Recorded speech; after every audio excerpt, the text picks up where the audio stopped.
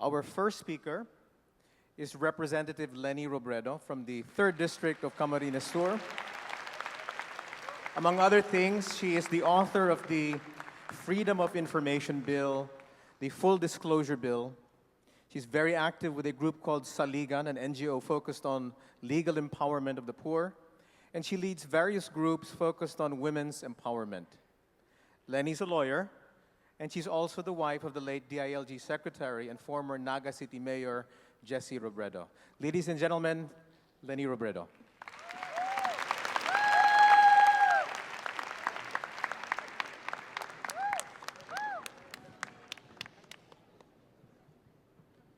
Good afternoon, everyone. Magandang hapon po sa inyong lahat. I was given only 20 minutes to encapsulate everything, so if you will allow me, I will just read through my speech. Anyway, I understand there is a Q&A later on, so if you have questions, you may raise them after this one. When Filipinos think of our homeland, and of what it can offer the world stage, most of us think of beaches, mountains, and the riches that come from natural resources. But when foreigners think of the Philippines, they think of our people, the smiles, the talents of Filipinos, billions of successful overseas Filipino workers, staff factories, classrooms, hospitals, mines, kitchens, medical laboratories, and tech companies. If you think about it, our real resources are not metals or waterfalls or natural gas. Our real riches go up and down elevators and in and out of trains. They walk and run and sweat and sleep. Their potential is limitless. Every Filipino is awesome in that sense, and I'm sure you will agree with me. Imagine having such kind of talents in our own government, acting as stewards of people's money, of people's articulated dreams and goals, as stewards of the institution itself. What would happen if we put our nation's best global workers in our government? Can they inject a culture of excellence into our own offices? Or will the culture of mediocrity, long since practiced in our government's offices, eat them up? Sinasabi ko ito kasi most of the local officials, most of our government officials, when we start with government, we only have the best interest of the nation at heart. Pero somewhere along the way, nagkakamali yata. So ang tanong, magkakamali na naman ba sa mga susunod? It is time we break away from that culture of complacency and mediocrity. Comfort zones keep us from progressing. We must innovate. We must think out of the box. At times, solutions must come before protocols. We must let the Filipinos' innate talent come out, especially in government service. That is the kind of people power we now desperately need. And I say desperately, because our precise and extreme poverty, fight inequality and justice, fix climate change. I love that everything we need for social good are distilled in these 3 goals. In the business of governance, we can all get lost in our KPRs and goals. By focusing on these 3, as extreme as this may sound, it is easier to figure out how to use our highly limited resources and time to get the best results out of them. Masyado kayong bata. I don't know if you still remember EDSA. But EDSA in 1986 was a revolution that sparked a desire for change and reform. It was a new beginning for most of us.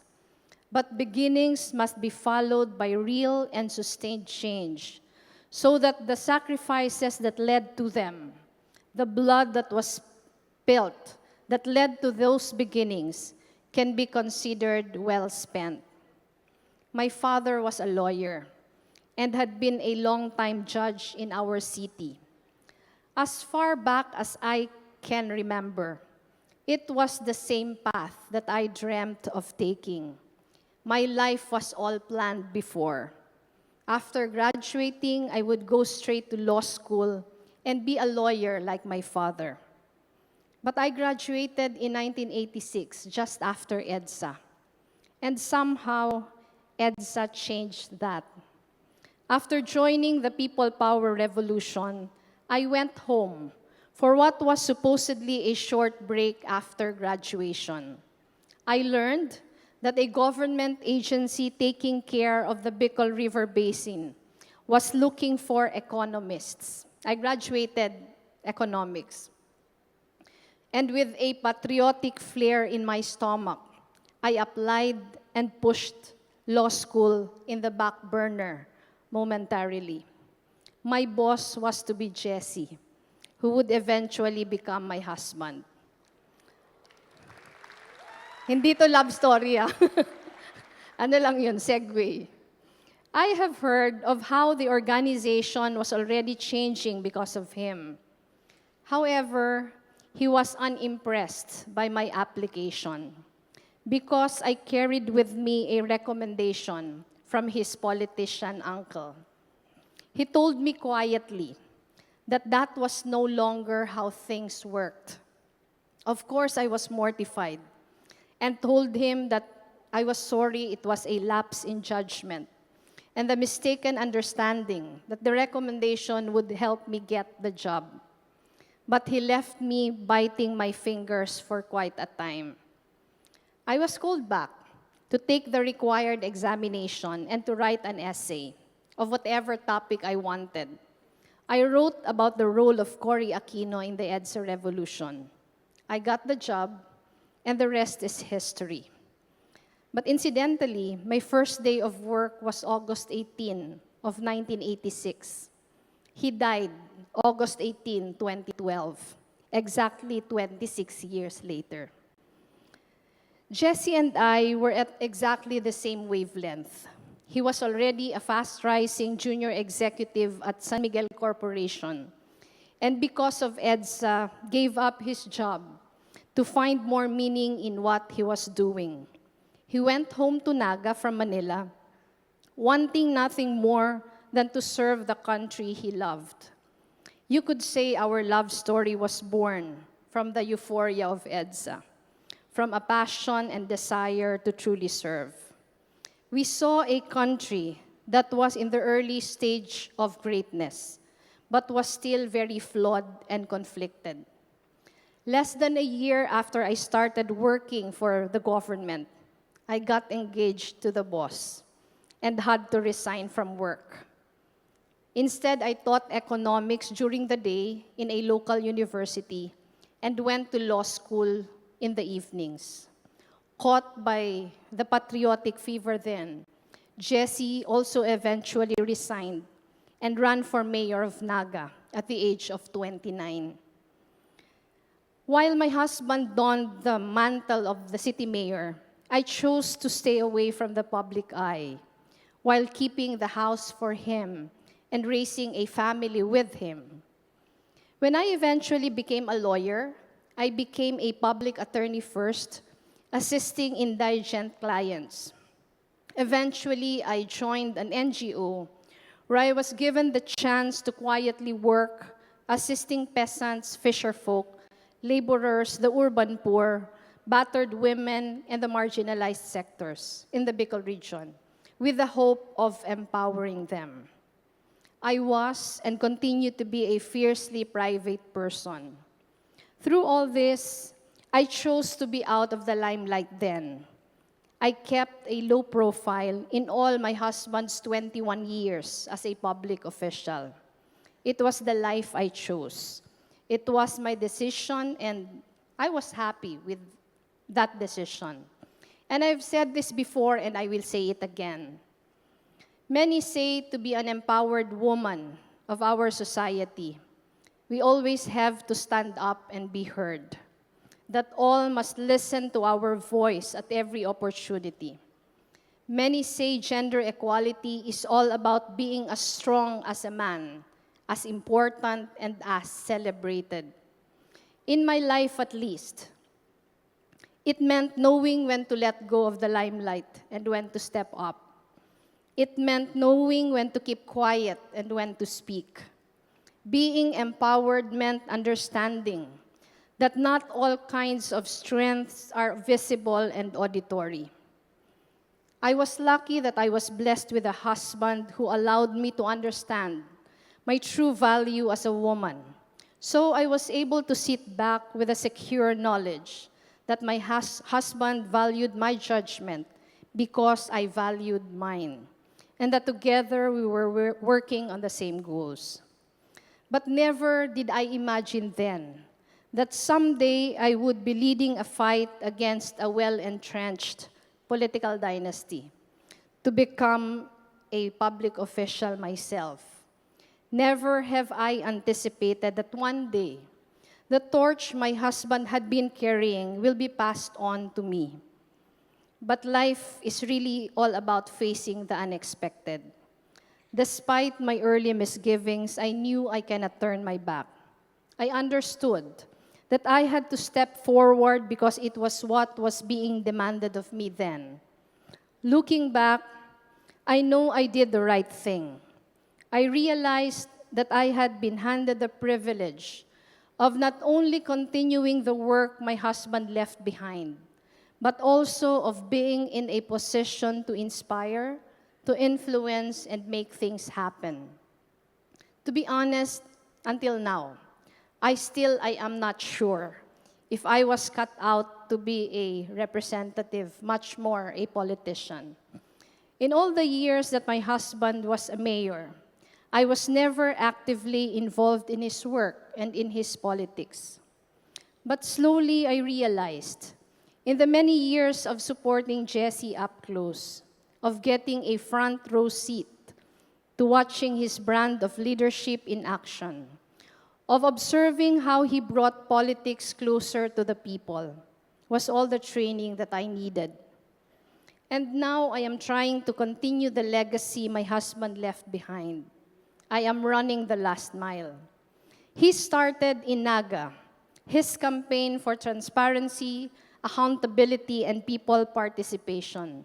And he tried to sustain this fight when he was at the DILG.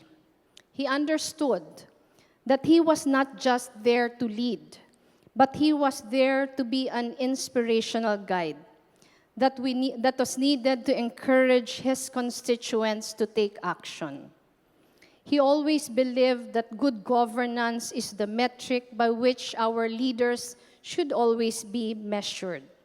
He always said that it is not enough for leaders to have integrity. They must also be excellent.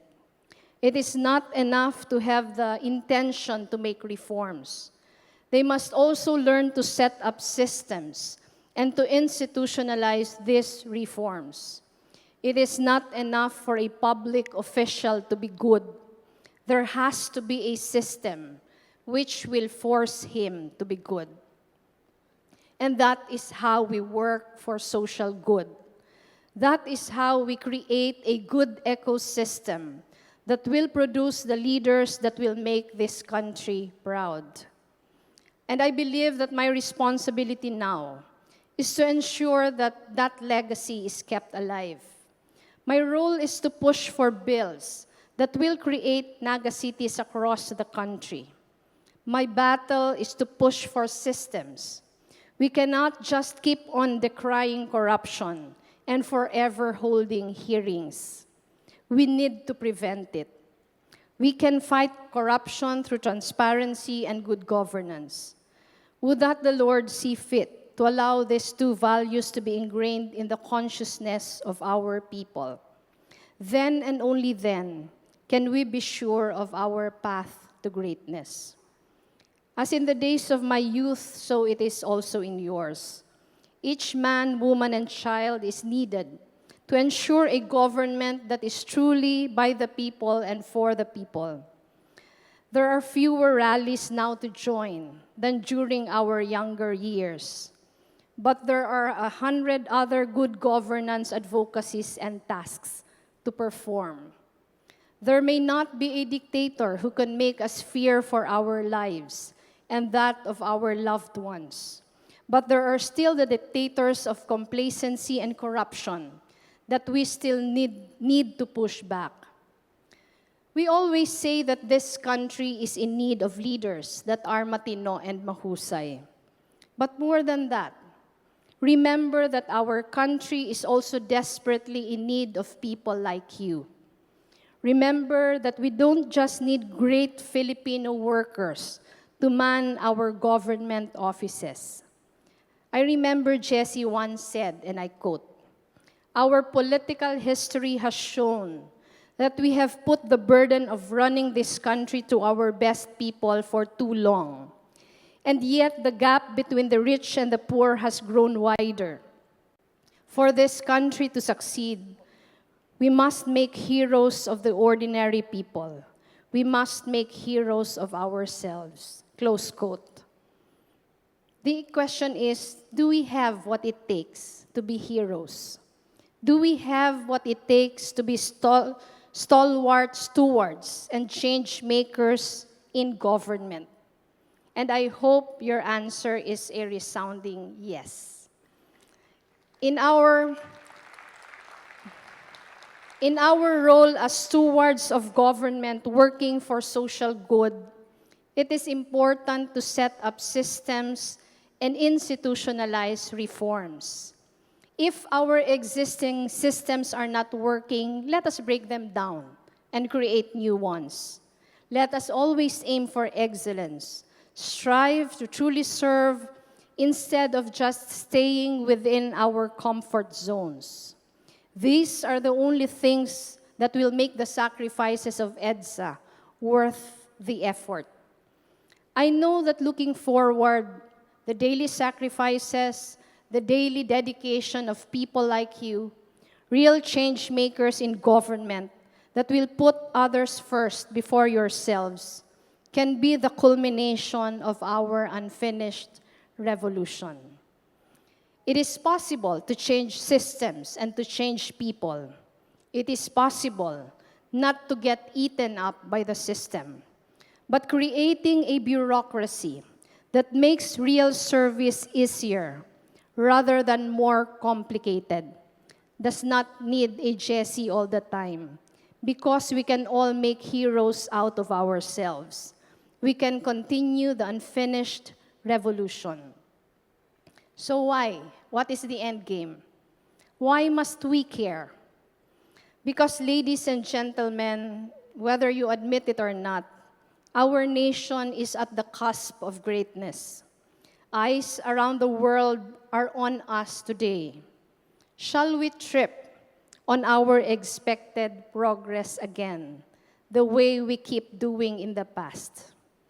It is time that we keep forging on, making new paths if needed. We can do it. We can be the change needed. Some of you are probably already doing it. So keep on keeping on. Even if it seems nobody is watching. Even if it seems nobody is appreciating. Because the rewards will soon show that you are the extraordinary, ordinary hero that will bring this country into its real glory. Thank you very much. Magandang hapon pong muli sa inyong lahat.